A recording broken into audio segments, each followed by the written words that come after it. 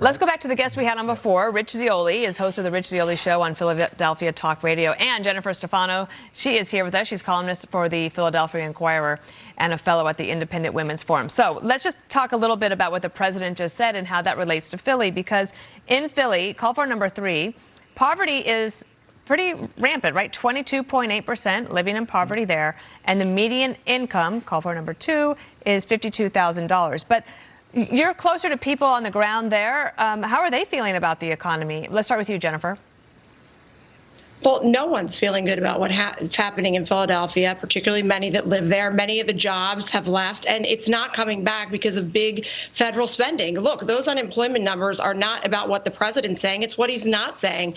More than 700,000 people have dropped out of the economy and dropped out of the workforce and are not coming back into it. This is because President Biden refuses to give, and people like our current governor refuse to ensure that able-bodied people under the age of, say, 35 who have no dependents work, or at least have some requirement to work to get federal benefits. But right now, you can be healthy, you can be able-bodied, you can be able to work, and we are still paying you to sit at home. This is a huge problem. This is a President Biden problem, and there's still plenty of people not in the workforce he's not talking about.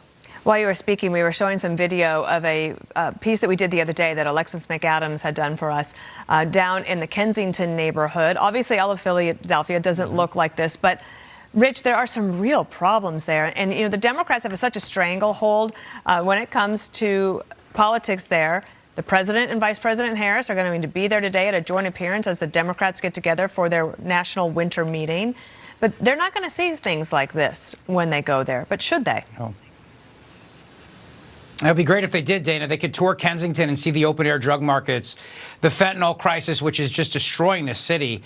And the problem, of course, is we've had since January 1st, I just had a friend of mine from the Philly PD text me, there's been over 100 violent incidents in Philadelphia just since January 1st. The problem is, of course, is that we're going to have a whitewashed show today in front of City Hall, I imagine, somewhere. And Biden will talk about jobs. But wages are not keeping up with inflation. That's a fact. 40,000 people left Pennsylvania last year, Dana. It was the 4th largest exodus of any state in the country, because the wages are not keeping up. People can't afford to live here. The cost of living is outpacing everything as well. Philadelphia is getting too expensive, and also, too, because of the crime, and then people want to send their kids to private schools, which are getting more expensive as well.